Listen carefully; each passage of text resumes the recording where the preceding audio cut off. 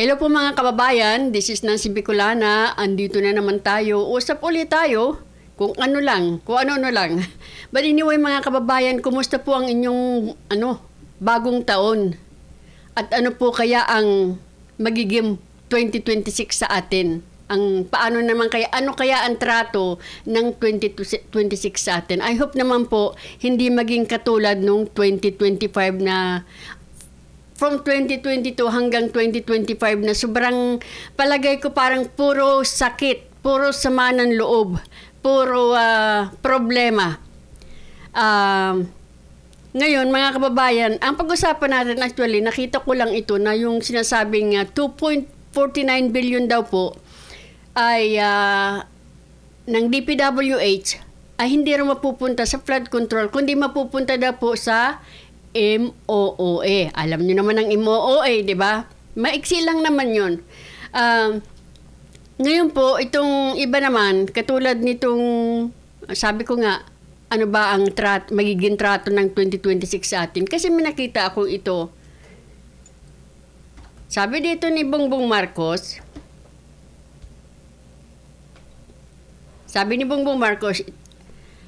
babawiin natin ang tiwala ng taong bayan, pupunta na tayo sa bagong lipon, sa bagong Pilipinas. Yan lang muna. Mga kababayan, ayan na naman siya. Matamis na naman ang sinasabing mga pananalita. Diyan tayo nadala Diyan tayo nadala nung ibinoto natin siya. Kaming mga nabudol, hindi ko kayo isasama na magagaling kayo at nakita ninyo ang magiging kinabukasan kung ibubuto ninyo siya. Kasi nadala tayo, ako at least, lalo ako, nadala ako sa kanyang mga pananalita pagtungkol sa electricity, tungkol sa Department of Agriculture, patungkol sa mga patubig at sa mga sinasabi niya noon, kasi lalo ako nadala nung sinabi niya na ipagpapatuloy niya ang mga sinimulan ni Tatay Digong. Doon po ako nadala sa kanya. At yun po yung sinabi niya noon na ang mga OFW daw po ay hindi na aalis. Mag-uuwian na daw po ang mga OFW dahil magiging maganda na ang ating Pilipinas. Kaya nga sabi nila, bagong Pilipinas, babangon tayong muli, yung mga ganun, di ba? Na kasi sabi niya, uuwi na mga OFW, marami nang uuwi kasi maganda na ang Pilipinas.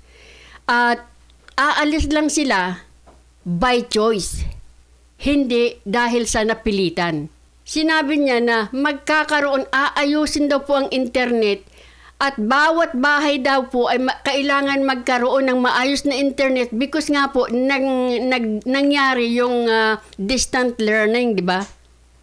So, kailangan daw yun. Ang isa pa po, marami kasing narinig ako na pinaniwalaan ko eh.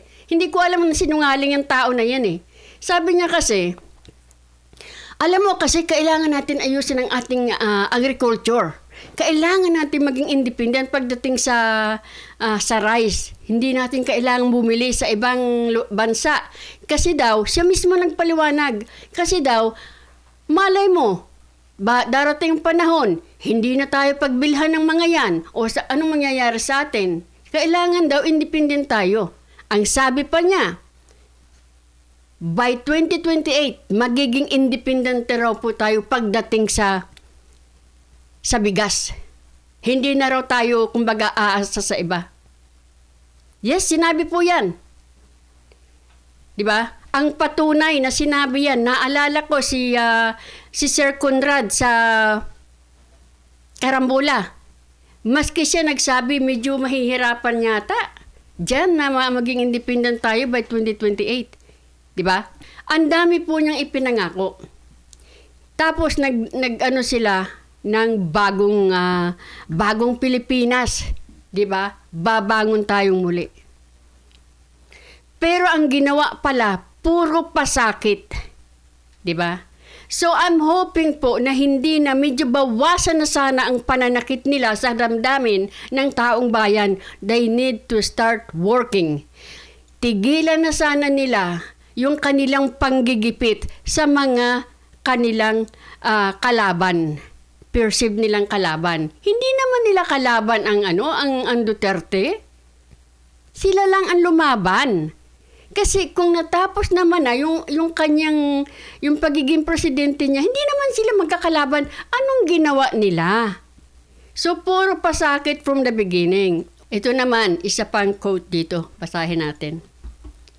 Sabi po dito ni mahirap kasi Hindi pa maayos kasi doon ako. Sabi dito, I thought the momentum was already on his side. With his famous remark, mahiya naman kayo, so na-remark.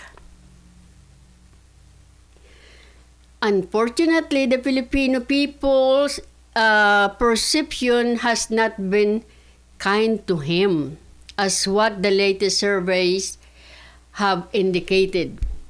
Yan. Alam mo kasi, Senator Lacson, ano kaya, what do you expect? Gusto mo maging, di ba? What do you expect sa magiging sagot ng taong bayan pagkatapos po ng puro sama ng loob? Sama ng loob. Sa kanya kasi nangyari, Senator Lacson, kauna-unahang inatake ang simbahan with more than 3,000 police officers na ipinahatid doon, siya lang naman ang hinahanap nila. Hinayaan ni Marcos na bastusin ang simbahan at tirahan ng 16 days at binutas-butas pa ang kanilang simbahan. That's one, Senator Lacson. Pangalawa, Senator Lacson, isinurrender niya. Ito lang po sa history, siya lamang po ang nag-surrender ng sarili nating citizen sa bansa ng Banyaga. That's two. Pangatlo, nagmahalan, hindi ito chronological nagmahalan ang presyo simula nung pumasok siya. Simula, naging DA secretary pa siya. Sibuyas, 700 pesos. Saan ka nakakita ng ganyang kamahal na sibuyas sa history ng Pilipinas? Di ba? Ngayon, mayroon tayong, hindi na natin banggitin lahat, panglima, the colossal, the massive, gigantic corruption in our history nangyari din sa kanya. He keeps making history. Sa kanya lang to. Sa kanya lang, yung ganyang kadaming hindi man lang niya sinabing, wag nyo nang lagyan ng 3,000 pulis yan. Nakakahiya. Sa kanya nangyari, wag nyong gawing isurrender ang citizen natin. Nakakahiya. Manindigan tayo. Mayroon tayong sovereignty. Mayroon tayong justice system na gumagana. Di ba?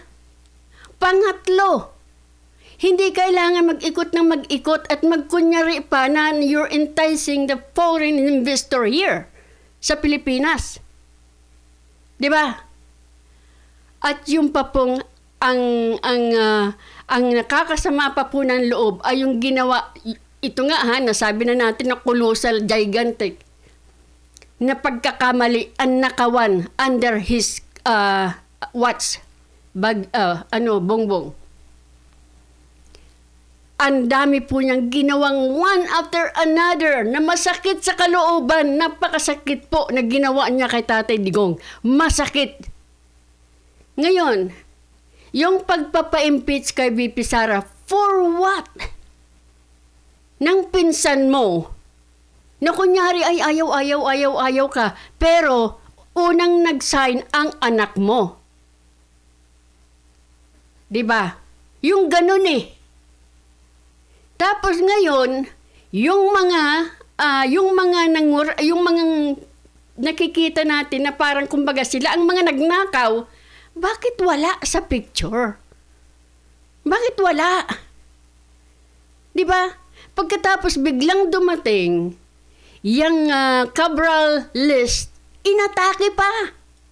Imbes na tingnan, yung nandoon, inatake yung naglabas.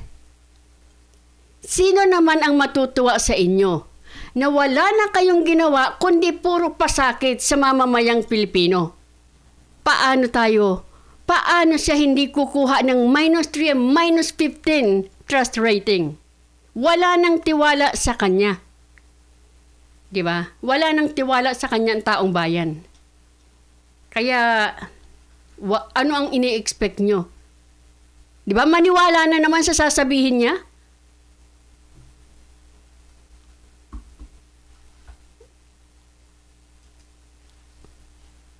Ito pa. Quote muna tayo. Kasi maiksi lang naman yung video na ipapakita ko. Ito pa. Sabi ni Dr. Froilan Calilong, political analyst ito, parang sindikato ang galawan, pamamalakad ni Marcos. Napakahirap po para sa akin na hindi tuligsain ang gobyerno ngayon when in fact nakikita natin na we are being run like a syndicate by this government. Para tayong nasa kamay ng sindikato at lahat tayo ay hostage.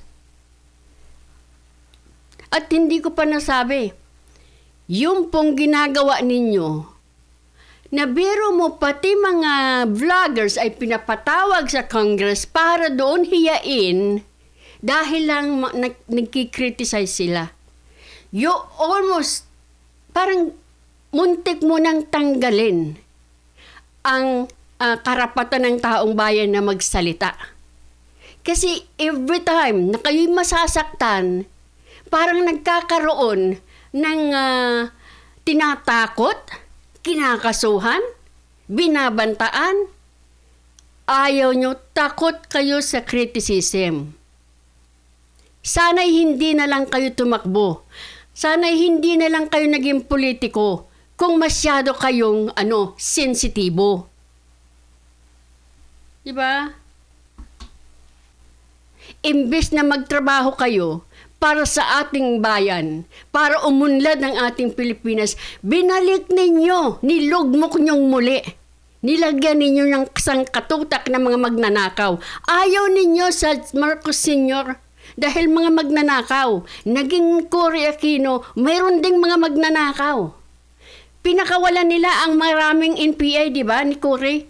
Kayo, pinakawalan ninyo, maraming nakakulong. Hindi nyo alam sinong pinakawalan ninyo. Okay, yung mga matatanda na. Pero ang dami niyong pinakawalan na masyadong questionable ang kanilang kaso.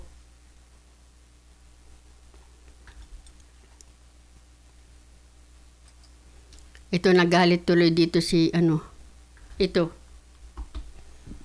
Ang sabi dito, hinihiling ko, sabi ni Bongbong, hinihiling ko sa inyong lahat na ipagdasal ako at naway magtagumpay ako. Ikaw na naman, pagtatagumpay mo na naman ang gusto mo. Sabi niya, nais kong maglingkod ng maayos para sa bansang ito. Sapagkat kapag nagtagumpay ang Pangulo, magtatagumpay din ang bansa. Meron ka, tumatakbo ka na dito sa pang-4 na taon mo. Anong ginawa mo? Masakit hanggang ngayon. Masakit ang ginawa mo kay former President Duterte. Masakit. Masakit na ikaw ay nagpabaya na ninakawan ng more than 1 trillion ang bansang Pilipinas at mga kasama mo ang nandyan. Huwag mong sabihin na malinis ka dyan, Marcos, dahil tinuro ka ni Saldico. Nag-insert ka di umano ng 100 billion sa project sa Bicam, sa Bicam. Na ang 25% daw, kung hindi ako nagkakamali, ng 100 billion ay 25 billion ang napunta sa'yo. Hindi ka naman bawal imbestigahan, Bongbong. Hindi bawal. Bawal kang kasuhan. Ang anak mo, nabanggit din. Nabanggit na ni Saldico, nabanggit nandyan na sa PCIJ, balita. Yet, tikom, asan sila? Yang pinsan mo, kayong magkakamag-anak. Tapos gusto nyo ipagdasal namin kayo? Ipinagdadasal namin na magbago ang isip mo at ituwid mo ang pagkakamali mong ginawa ng administrasyon mo na isinurrender mo ang ating citizens sa banyaga. Yun sana ang isipin mo, hindi yung ikaw na naman ipagdadasal ka ng taong bayan. Ipinagdadasal namin na makauwi na ang aming pinakamamahal na Tatay Digong. Sabi tuloy dito ni Attorney Guanzon, pinagnakawan mo na ang Pilipinas, gusto mo ipagdasal ka pa namin, ang kapal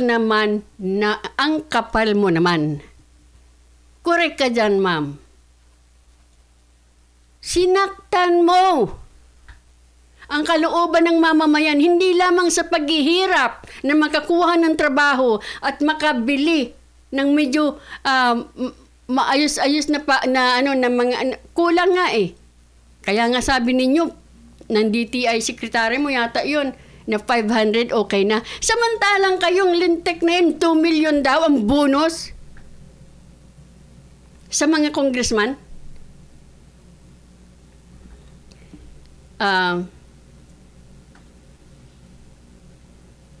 So, puntahan na natin ito.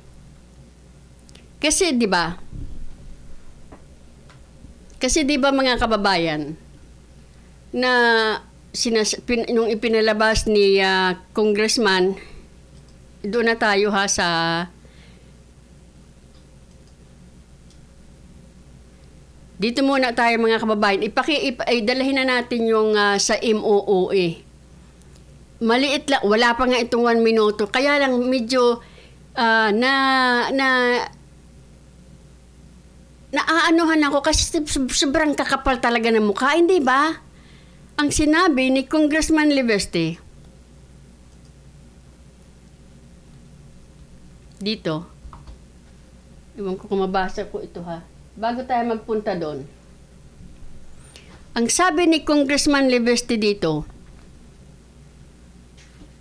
nasaan ka?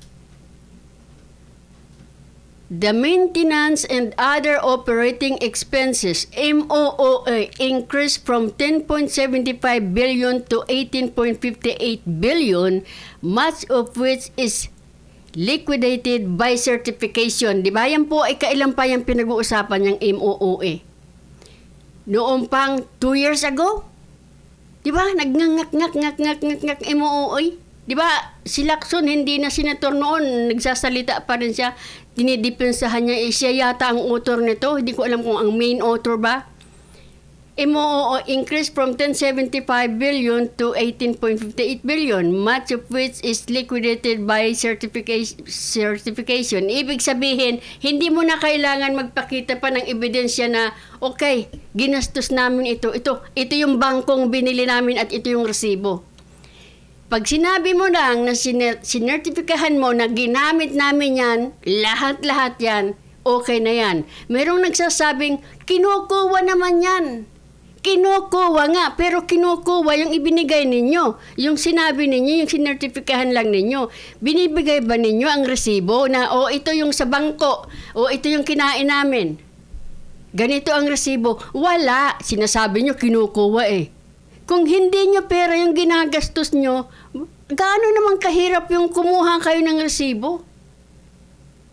Diba? Ang kakapal na mukha nyo eh, kasi kaya ganyan. Akala ninyo you're entitled sa pera ng taong bayan. Kaya meron kayong MOOE. Hirap kayong manguha ng mga resibo? Ano yan? Diba? Since na hindi nyo pera yan, dapat nag-iingat kayo. Dapat pinapakita ninyo kung saan ninyo ginagastos yan. Wala kaming pakialam kung kahit katiting 5 centavos ay resibuhan ninyo. Hindi inyo yan eh. But anyway, balik tayo dito. Nakakaano lang eh. Tingnan mo ha. Sabi ni dito, certification, liquidated by certification. Alam na natin lahat ito, di ba? Meaning, the funds could be pocketed, di ba? In a 300-member body, Livesti pointed out that this translates to 58.42 million per congressman per year. 58.42 million per congressman taon-taon. Mga kababayan, 58.42 per year per one congressman, tapos ganyan ang babalahura nila. Meron silang ganyang kalaking pera.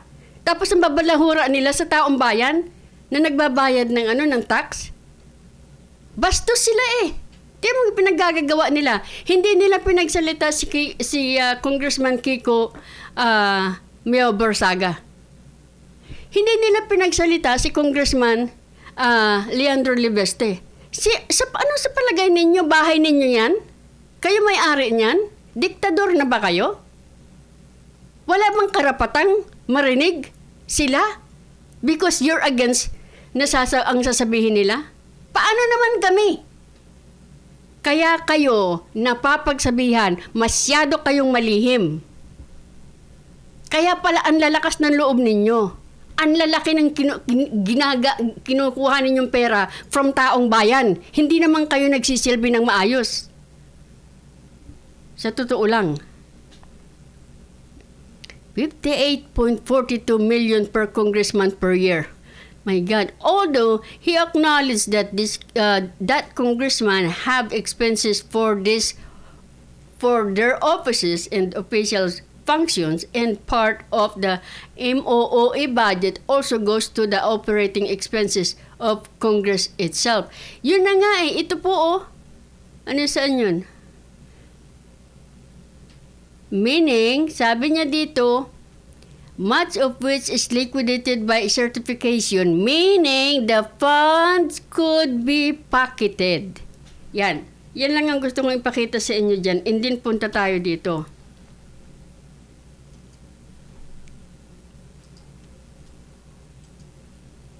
Ito.